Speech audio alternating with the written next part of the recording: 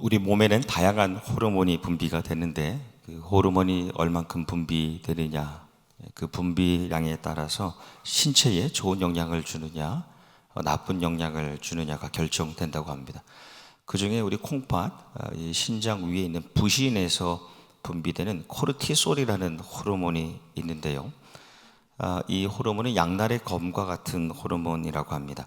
너무 적게 분비되면 상한 몸과 마음이 치유되는 것을 오히려 막고, 많이 분비되면 더 크게 문제가 되는 것이 스트레스 수치가 갑자기 높아집니다. 그러면 고혈압, 당뇨, 면역력 저하, 기억력, 감퇴 등등 일으키게 됩니다. 그러니까 적당히 나오는 것이 가장 중요한 호르몬인데, 2020년 스위스 바젤 대학 연구팀에서 성인들 대상으로 연구를 했습니다. 41명을 놓고 연구를 한 결과 이 코르티솔이 적당히 분비되도록 조절해서 그 질병을 막아내는 방법을 찾아냈습니다. 이 방법은요, 이 코르티솔을 조절할 뿐만 아니라 도파민이나 세로토닌, 우리가 잘 아는 좋은 물질들이 계속 분비될 수 있도록 촉발시켜서 우울증, 정신질환을 막는 그런 역할도 합니다. 이 방법이 무엇이냐? 이 방법이 웃음입니다. 웃는 겁니다. 아직도 저를 웃지 않고 쳐다보시는 분들이 계신데, 미국의 에모리 대학 연구팀이 환자들을 대상으로 아주 오랫동안 연구를 한 결과 하루에 15초 동안 웃으면, 15초 웃으면 우리가 잘 아는 엔돌핀이나 면역세포가 활성화됩니다. 그래서 15초 웃으면 수명이 이틀이 연장된다고 합니다. 너무 늦게 시작하면 효과는 없는 것 같아요. 오늘이 늦은 날이 아니라 오늘이 가장 빠른 날이라고 생각할 필요가 있겠죠. 한국에서도 여러 연구 결과가 있습니다. 웃어야지만 질병에 잘 걸리지 않는다. 또 질병에 걸려서도 자꾸 기뻐하려고 하는 노력이 오히려 치유를 가속화시킨다는 겁니다. 더 예를 듣지 않아도 세계 유수의 연구팀이 공통적으로 내는 결론이 기쁘게 웃는 것, 그것이 최고의 예방법이고 최고의 치료제라는 것이죠. 어제 이제 2023년 신년 특별 새벽 집회를 은혜 가운데 잘 마치고 올 한 해 동안 섬기게 되는 우리 교역자들, 또 우리 장로님들, 은퇴하신 분들 부부가 매년 하는 이제 연초에 기념 촬영을 하는데요. 사진을 찍으시는 분이 집사님이 웃으세요, 많이 웃으세요 하는데 5번을 하시더라고요. 그 4번까지 웃지 않았다는 것이죠. 항상 이렇게 경직되어 있습니다. 우리 한국인들의 특징이 사진 찍을 때 잘 안 웃습니다. 근데 가만히 보면 이 살아가면서도 항상 이렇게 얼어붙어 있습니다.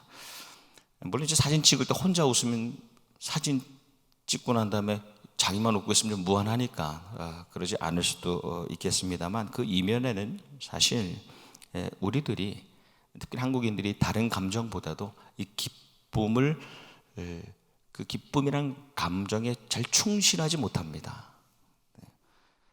그리고 제대로 만족하지 못합니다. 그걸 만끽하지 못합니다. 우리가 사실 그런 환경에서 특히 어르신들은 성장해 왔기 때문에 진지하고 과묵한 것은 항상 또 성숙해 보이는 것이고, 정말 자연스럽게 기뻐하는 것, 좋아하는 것은 좀 덜 성숙한 모습이라는 그런 억눌린 환경 아래에서 우리가 살아왔습니다. 좋아도 좋아할 수 없는, 좋은 티를 못 내는, 심리적으로 정신적으로 억압된 상태에 우리는 오히려 더 익숙하다는 것이죠. 작년에 이제 몇 달 전에 우리가 잘 아는 대로 2022년 카타르 월드컵이 있었지요.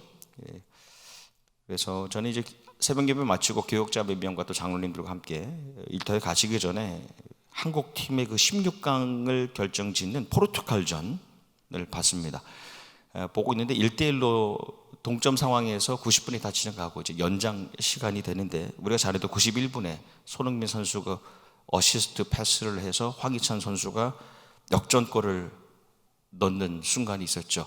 그때 거기 완전 난리가 났습니다. 다 그러셨겠지만 막 모두 일어나서 장로님들이 그렇게 괴성을 지르는 건 제가 처음 봤어요. 막 그러고 우리 부목사님도 그때 뭐 담임 목사, 부목사 없이 그냥 와서 앉고 얼싸 앉고 너무 기뻐하는데, 그때 아마 저희들의 수명이 한 달은 연장되지 않았을까.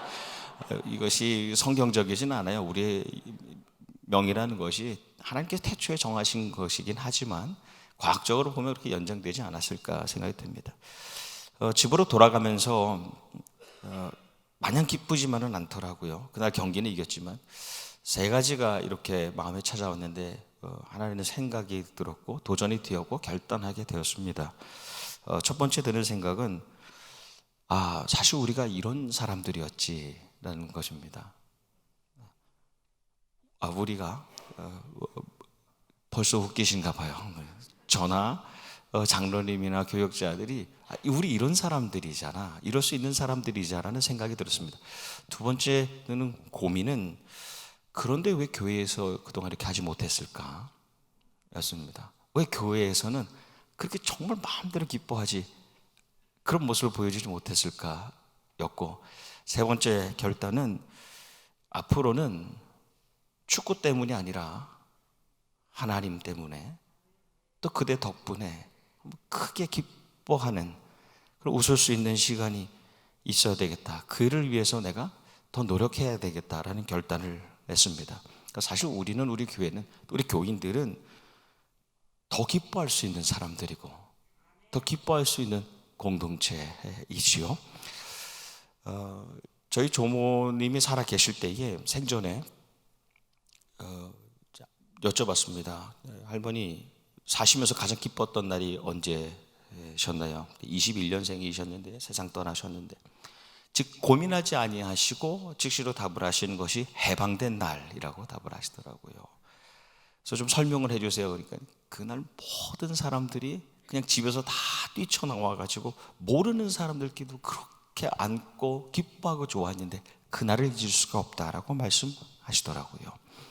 생각해 보면요, 우리가 한일전이라고 한국 대 일본 그 경기에 많이 집착합니다. 그래서 관심을 많이 가집니다. 한국에 있는 한국 사람들이 더 열광합니다. 그 이유를 보면 우리 안에 여전히 남아있는 그 억눌림의 감정이 있다는 겁니다. 그 스포츠지만 그 경기를 통해서 그 감정으로부터 해방되는 기쁨을 느끼는 것이지요. 그래서 기쁨 중에 가장 큰 기쁨이 무엇이냐? 그것은 억눌림으로부터 풀어지는 자유의 기쁨이 가장 큰 것이 아닌가 말입니다. 오늘 새벽 집회를 통해서 간단히 말씀을 나눈 것처럼 자유라고 하면 그 상황에 따라서 의미가 다른데, 어제도 사전을 좀 찾아보니까 자유라는 것이 남에게 구속받거나 얽매이지 않는 것, 얽매이지 않는, 구속받지 않는 것이고, 그 다음에 보니까 내가 하고 싶은 대로 자유의지대로 살아가는 것, 이 두 가지가 큰 의미더라고요. 그런데 말씀의 자유라고 하면은요, 우리가 일상에서 누리는 주변에 간섭이 없는 것, 방해하지 않는 상태, 영어로는 freedom이라고 하는데, 그것보다도 말씀에서 자유, 거기서 오는 기쁨이라고 할 때는 리버리가 더 가깝습니다. 그것은 억눌려 있었던 상태에서 그 억눌림으로부터 해방될 때 느끼는 그 자유, 풀려남의 의미가 하나님의 말씀에 더 깊이 배어 있다는 겁니다.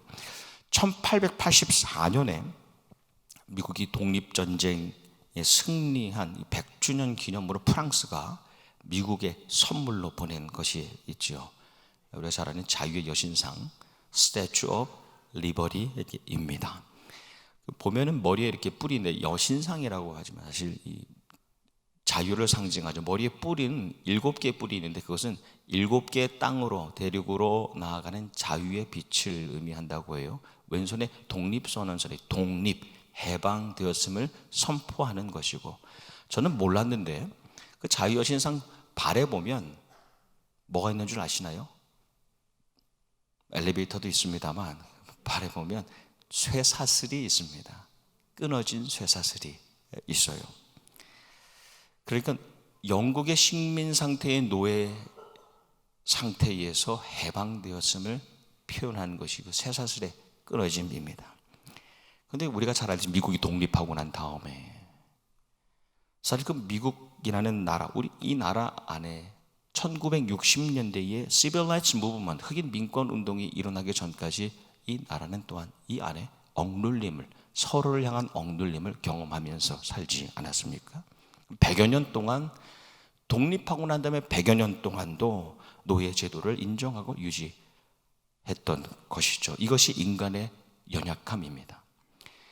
억눌린 사람, 억눌림을 경험했던 사람이요, 그 다음에 억눌림의 대를 이어가는 겁니다. 구타를 당했던 자녀는 나는 그러지 말아야 되겠다라고 하지만 그 모습을 그대로 닮아가게 되지요. 여러분, 하나님께서 잘 아는 대로 애굽에서 이스라엘 백성들을, 노예로 있었던 그들을 해방시키시잖아요. 출애굽시키시고 자유를 주셔서 가나안 땅에 들어가게 하시지 않습니까? 자유인으로 들어간 것입니다. 그런데 세월이 지나면서 하나님의 백성들도 그 안에서 주인과 노예 관계를 고착시키는 겁니다.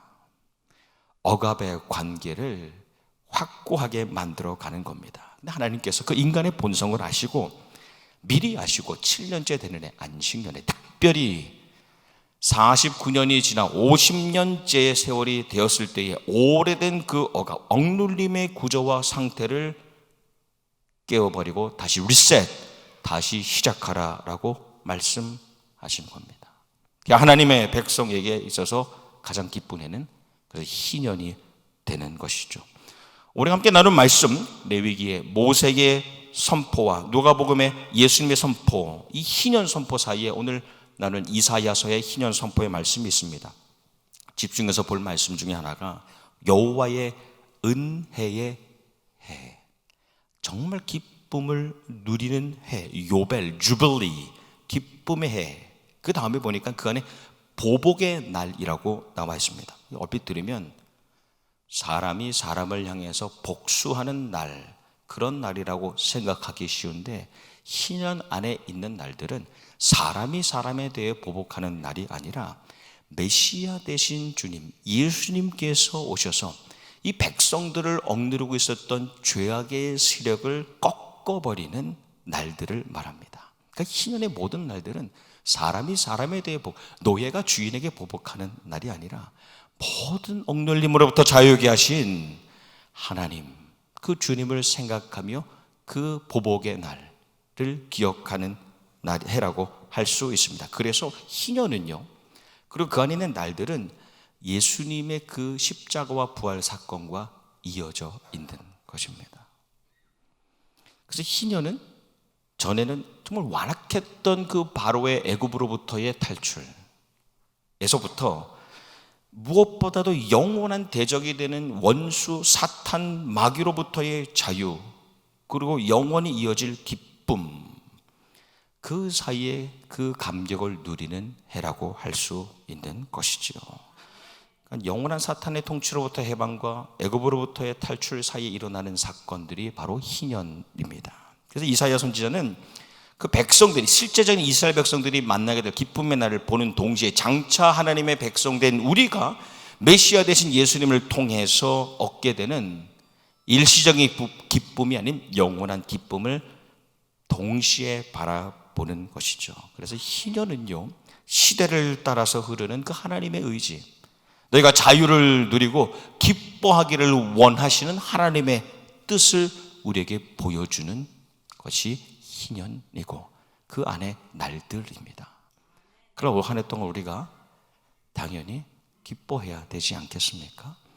사탄의 세력으로부터 주님께서 부활로 보복하시고 승리하신 주님 안에서 항상 기뻐해야 하는 해가 희년이고 그 안에 날들인 줄 믿습니다. 오늘 우리가 함께 나눈 신약의 말씀, 사도 바울이 우리 잘 아는 컨텍스트죠. 사도 바울이 감옥에 갇혀서 편지를 씁니다. 빌립보 교회에 편지를 씁니다. 근데 빌립보 교회의 전체적인 관통하는 주제는 기쁨이지요.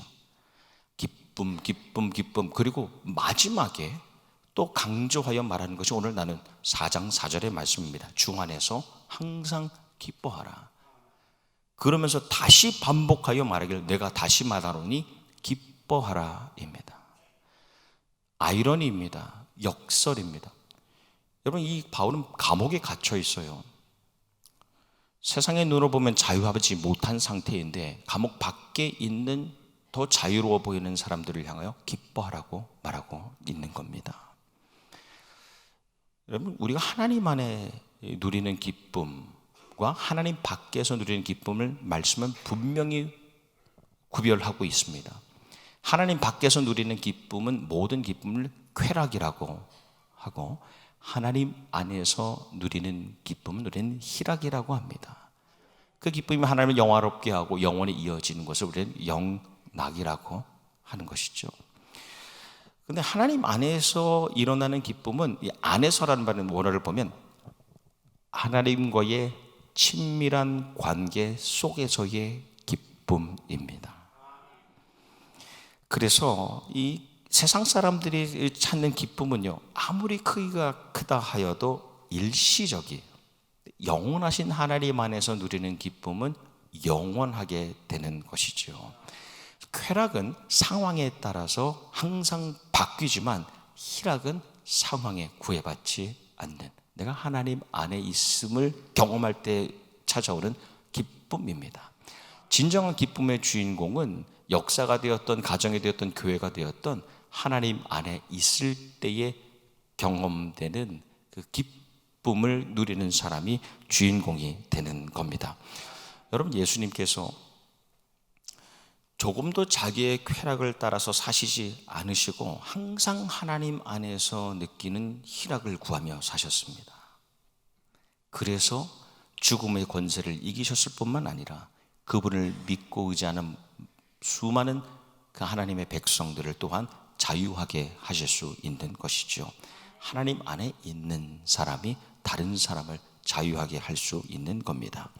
여러분, 희년이 되어서 오랫동안 내 것이라고 생각했던 것, 나에게 기쁨을 주는 것, 나의 소유, 나의 물질 또는 나의 노예, 내가 부리는 것, 그것을 여러분 자유롭게 돌려보낸다는 것 쉽지 않은 일입니다. 쾌락을 따라 살면 도저히 할 수 없는 일인데, 하나님 안에 누리는 희락을 따라 사는 사람이라면 할 수 있는 일이 되는 것이죠. 여러분, 우리가 새로 허락하신 이 새에게 이 희년이 우리에게 주는 유익은 무엇입니까? 내가 주인 되어 누리는 쾌락이 아니라 이제는 하나님이 주인 되심을 인정하며 그 안에서 누리는 그 희락, 그 희락을 누릴 수 있는 것이 희년이 우리에게 주는 특권이라 생각합니다. 여러분, 2023년은 우리가 혹 내 안에 쾌락을 살아가려는 모습이 있었다면 우리가 끊어버리고 그것으로부터의 자유를, 해방을 선언하고 주님만 안에서의 기쁨을 더 구하며 사는 해가 되기를 주님의 이름으로 축복합니다.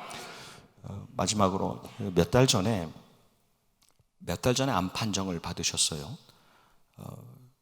그리고 지금 항암하고 계신 우리 환우분이신데, 저도 이제 처음 소식을 듣고 기도하고 그다음에 처음 제 방에 오셔서 목양실에서 기도받고 가셨습니다. 근데 두 번째로 얼마 전에 찾아오셨어요. 근데 처음에 오셨을 때는 저도 놀랐고 그분도 놀랐고, 놀란 마음에 축복하는 마음으로 기도해드리고 무거운 마음으로 보내드렸는데, 이번에 오셨을 때는 문을 열고 들어오시는데 표정이 너무 밝으신 거예요.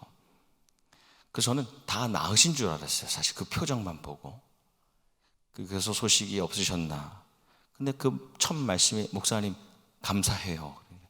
목사님 제가 너무너무 기뻐요 라고 말씀하시더라고요. 그래서 앉아서 그간 못했던 이야기를 나누는데, 사실 제가 목사님 처음에 그 사실을 암 진단을 받고 하나님 어떻게 이러실 수 있나요? 라고 원망이 올라왔다는 겁니다. 어떻게 보면 당연한 감정이라고 할 수 있지요. 그런데 자세히 살펴보니까, 조사해 보니까 이 암의 위치가 조금만 아래에 있었어도 큰일 날 뻔했다는 겁니다. 완치가 되었어도 평생을 고생할 수 있었을 텐데 조금 위에 있어서 충분히 수술로 가능하다는 겁니다. 근데 여러분, 그 안에서 기쁨을 찾는 거예요. 하나님께서 함께 하시는구나 라는 것을 경험하는 겁니다. 그래서 너무 기뻐서 저를 만나고 싶었다는 겁니다. 근데 세상 사람들이 이해할 수 없는 기쁨이잖아요. 그 시간, 그 공간, 저와 함께 나누는 그 자리에 그분의 기쁨이 나한테 전달이 되더라고요. 저도 너무 감격이 돼요. 너무 기쁨이 옵니다. 삶의 주인이 나에게 있지 않고 하나님께 있다는 것을 아주 작은 사건이지만 그것을 통해서 경험하고 그 희락을 전해주는 것이죠. 저는 이런 일들이 우리 교회에서 계속하여 일어나는 이 희년이 되기를 주님의 이름으로 소망합니다. 우리는 이미 죄악의 세력으로부터, 죽음으로부터 해방된 사람들이지 않습니까? 하나님의 나라를 이미 약속받은 사람들이지 않습니까? 세상에서의 환경과 상황이 어떠하든 주님 안에서 누리는 기쁨을 더 구하고 2023년 이 희년에 주님 안에서 더 큰 기쁨을 함께 누리는 희년이 되시기를 소망합니다. 이사야 선지자가 정말 어려운 상황 가운데서도 미리 보았던 슬픔 대신 기쁨이, 괴로움 대신 찬송이 가득한 그 백성들의 모습을 보면서 기뻐했던 것 같은 그 기쁨이 우리 나성영락교회에 차고 넘치는 한 해가 되기를 소망합니다. 하나님 때문에, 그대들 덕분에 49년의 어느 시절보다도 더 크게 기뻐하는 희년, 그리고 하루하루가 되시기를 주님의 이름으로 축원합니다. 기도하시겠습니다. 살아계신 하나님, 전능하신 하나님, 지난 49년의 세월 동안도 우리와 함께하여 주심에 감사드리고 희년을 열고 이 새해에 우리를 위하여 더 큰 놀라운 기쁨의 소식과 제목을 가지고 계심을 믿고 주님 감사를 드립니다. 나성영락의 희년 하루하루 날들이 주님만에서의 기쁨, 그 희락으로 가득 찬 날들 되게 하여 주셔서 삶의 고난 가운데서도 주님의 손길을 경험하고 고백하는 이들의 기쁨이 잔잔히 흘러 차고 넘치는 한 해가 되게 하여 주시옵소서. 우리가 함께함으로 더 큰 기쁨이 있기를 소망합니다. 세상에서의 전쟁의 승리를 넘어서 영적으로 구원받은 자의 기쁨이 또한 차고 넘치는 기쁨의 해, 희년 주빌리가 되게 하여 주시옵소서. 하나님, 이 시간도 질병으로 인하여 힘들어하고 또 죽음의 문제를 넣고 어려워하는 가족들이 있습니다. 찾아가 주셔서 세상이 주지 못하는 희락을 경험하는 자리가 되게 하여 주시고 주님께 더 큰 찬양, 괴로움을 넘어서는 놀라운 찬양을 올려드리는 가정 되게 하여 주시옵소서. 감사드리며 우리 교회의 희년을 허락하여 주신 예수님 이름 받들어 기도하옵나이다. 아멘.